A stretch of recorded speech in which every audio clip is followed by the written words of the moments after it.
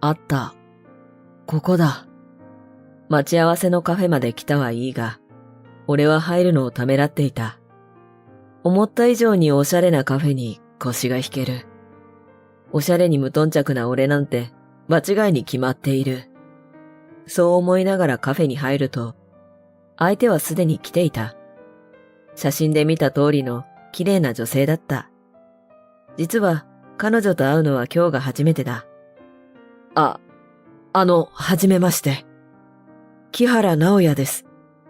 そう声をかけると、彼女は俺の足元から頭の先まで何度も視線を往復させた。そしてキッとした顔つきになり、言った。写真と全然違うじゃない。シャギ。彼女がスマホを突きつけてきた。そこにあったのは大学時代の俺の写真だった。俺は思わず手で顔を覆った。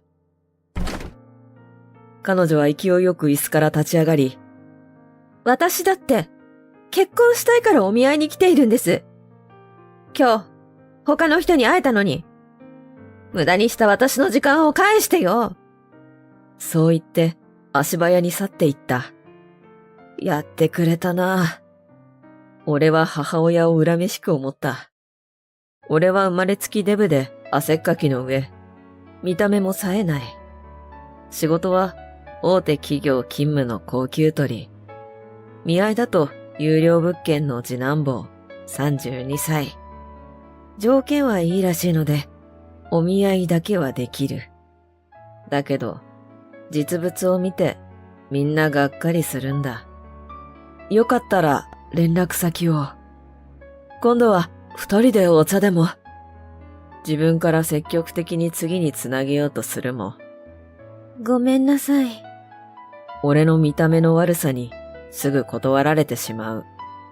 気持ち悪がられるのが嫌で、高校時代に必死にダイエットをして、大学入学時には一時的に痩せたこともあった。そして初めての彼女だってできた。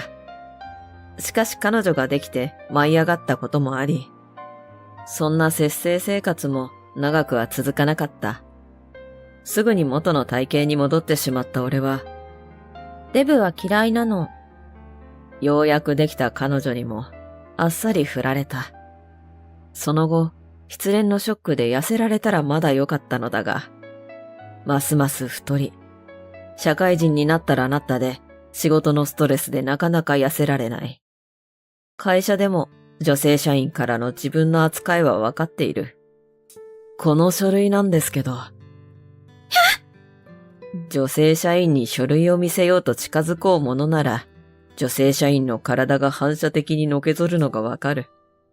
そんなに近づくつもりはないのだが、最初から露骨に距離を置こうとする態度には、いささか傷ついてしまう。美女と野獣なんていう言葉もあるが、野獣と呼ばれる部類のやつは同じデブでも、おしゃれだったり、がたいが良くて強そうだったり、何かしらプラス要素があるやつだ。少なくとも、俺の周りはそうだった。デムも結構モテるんだぜ。クマさんみたいとか、強くて守ってもらえそうだって。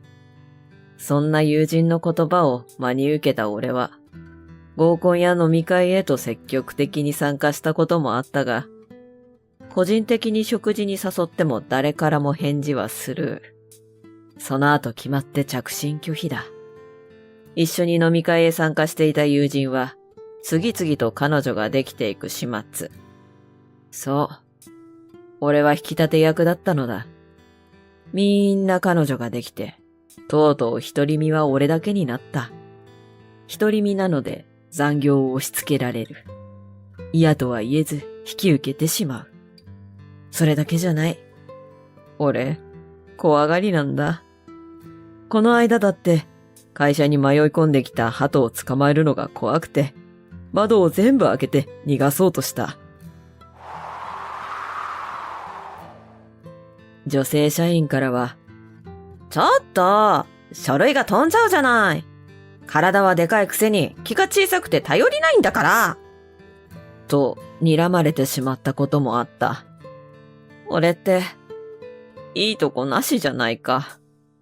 やっぱり俺には結婚どころか彼女すら無理なのかもな。年齢的には余裕でモテきって会社のおばちゃんたちは言ってたんだけどな。直哉はいい人いないの？実家に顔を出したとき、母は開口一番そう聞いてきた。この調子だと一生一人かもな。軽い気持ちで答えたつもりだったが、母にとっては大きなショックだったのだろう。1週間後、母から、お見合い決まったわよ。と連絡が来たときは驚いた。なんでも、最近は子供のために親が婚活をするという代理婚活があるらしい。母は俺に何の相談もなしに勝手にそこへ行ってきたのだ。なんだって勝手にそんなことを。俺は心底呆れていたが、母の気持ちも無下にはできない。早くに父を亡くし、他に身内もいない。母がいなくなってしまえば、俺は一人だ。そういったところも気にかけてくれているのだろう。それに、こんな俺にも会いたがってくれる人がいるというのが嬉しかった。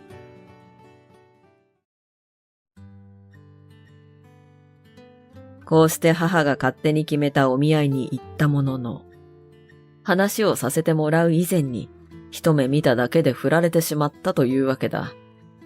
夜、母から電話がかかってきた。どう？うまくいきそう？と、母が期待に満ちた声で聞いてくる。どうもこうもないよ。母さん、僕の大学時代の写真使ったでしょ。詐欺って怒られたよ。そう言うと、だって、社会人になってからの写真が全然ないんだもの。一応、相手の方には昔の写真なんですけどって言ってあったわよ。自分の容姿が嫌いで、写真なんてここ何年も撮っていないし、撮るような出来事もなかった。相手の女性、写真と全然違うって怒って帰ったし。だが母は大して気に留めておらず。そんなに変わってないと思うんだけどな。なんて言っている。どこからどう見ても別人だよ。そんなのは親のひいき目だ。イラッとした俺は、とにかく、もう勝手に婚活なんてするのやめてくれよ。いらない傷が増えるだけだから。そう母に言った。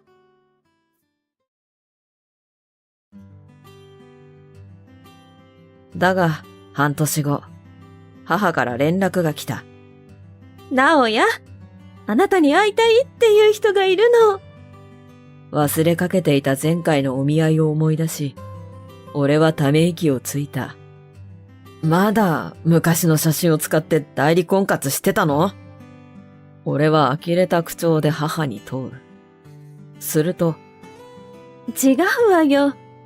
パート先のお嬢さんなんだけどね。あなたの今の写真見て会いたいって。え？今の写真って、いつ撮ったんだよ。この前、帰ってきた時よ。やっぱり、見る目ある人はいるのよ。やられた。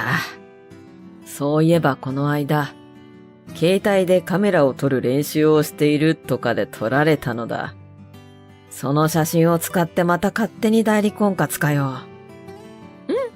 そのつもりだったんだけど、その前にパート先のお友達の家でお茶してた時、そこのお嬢さんに見せたら、会いたいって言ってくれたから。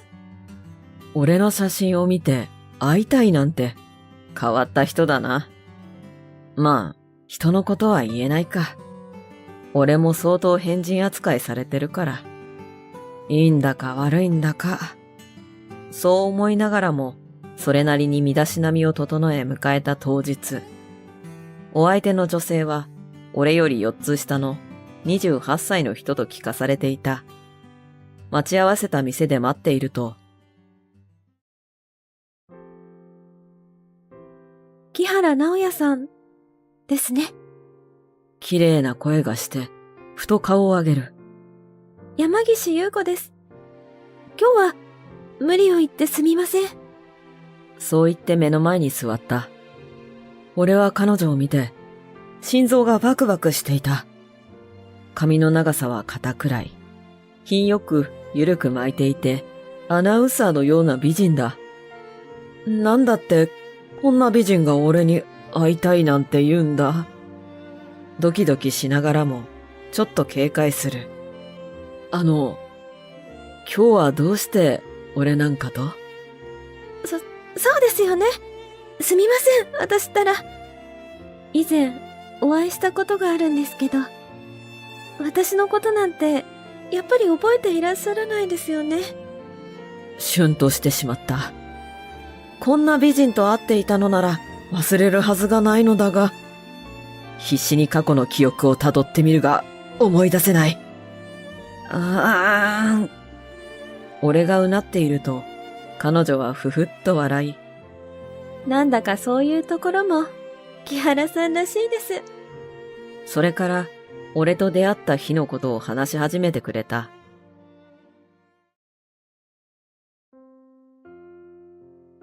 1年ほど前、優子さんがある居酒屋で先輩の送別会をしていた時のこと。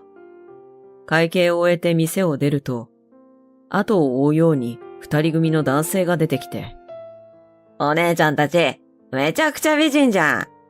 これから4人で飲み直そうよ。と声をかけてきた。いえ、明日も仕事なので帰ります。きっぱり断ったつもりだったが、お願い、一杯だけでいいからさ。しつこく後をついてくる。しばらくは無視して歩いていたのだが、男は痺れを切らしたのか、一杯ぐらいいいだろ。ちょっと美人だからって、お高く泊まりやがって。調子こいてんじゃねえぞ。来い。優子さんの腕をつかみ、引っ張っていこうとした。やめて優子。その時、俺の連れなんですけど、何かと、俺が現れた。あ？デブはすっ込んでろ。お前の連れなわけねえだろ。そう男が言うな否や。イケメンだからって、美人がみんなお前になびくと思うなよ。俺の剣幕に男たちは、こいつ、なんか気持ち悪い。やべえやつじゃん。怖えよ。行こうぜ。と、去って行ったというのだ。大丈夫ですか？危ないからタクシーで帰った方がいいですよ。僕が拾いましょう。路地裏で手を挙げ、ちょうどタクシーが止まったところで、俺の連れが追いかけてきて、俺を回収していったらしい。頼もしくて優しい方だなって。もう一度会って、ちゃんとお礼を言いたかったんです。この俺が頼もしい。俺は一気に赤面した。そうか、思い出した。友人に彼女ができて、祝杯をあげた日だ。嬉しい反面、最後の彼女なし仲間がいなくなってしまい、焼け酒を煽ったあの晩だ。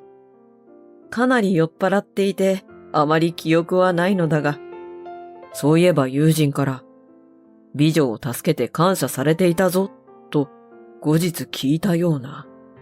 何しろ本人が覚えていないので、あまり気にしていなかったのだ。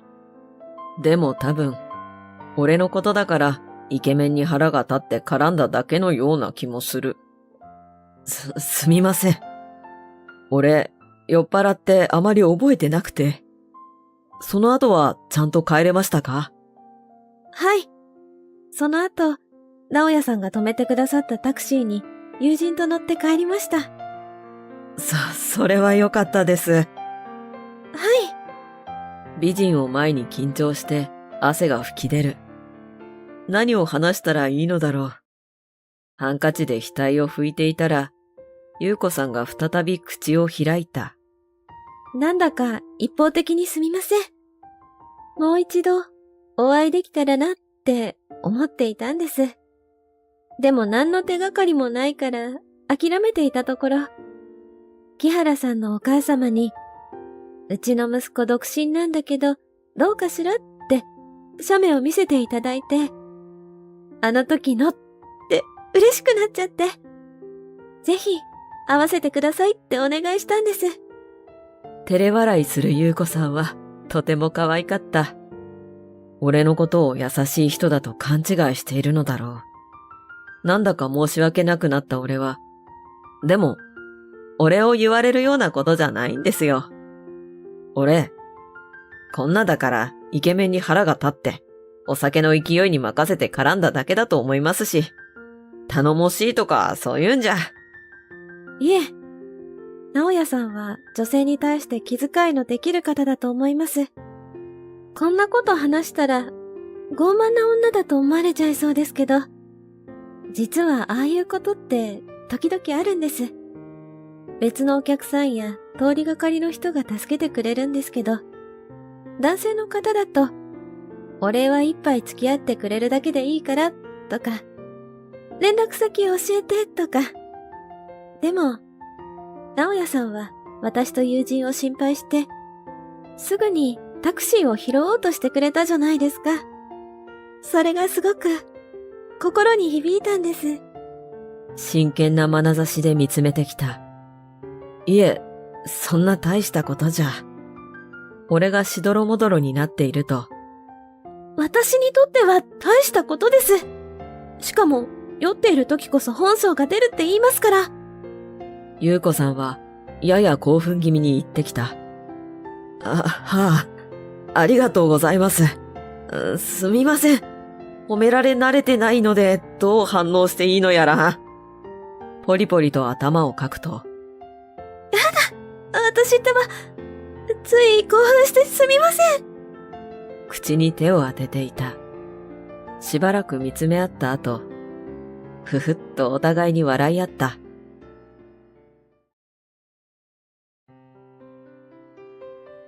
連絡先を交換した僕たちは、その後も定期的に会い、間もなく付き合うようになった。デートをしていると、これ見よがしに、あの美人の隣のデブ、彼氏かな？いやいや、ありえないでしょ。なんて会話が聞こえてくることもしばしば。付き合って2年。少々のことでは動じないが、優子さんには申し訳なくなり、やっぱり痩せた方がいいかな。そう尋ねたことがあった。すると、優子さんは、直哉さんの中身が変わらないのなら、どっちでもいいよ。と、微笑んでくれた。俺はたまらなく嬉しくなった。でも、そうだな。やっぱり、優子さんのご両親に会う日までには、少しダイエットするかな。やはり、大切な人の家族に会うのだから、少しはかっこつけたいと思う自分もいる。そこで、人生初めてのセリフを言うつもりだ。お嬢さんを僕にください。一生大切にします。と。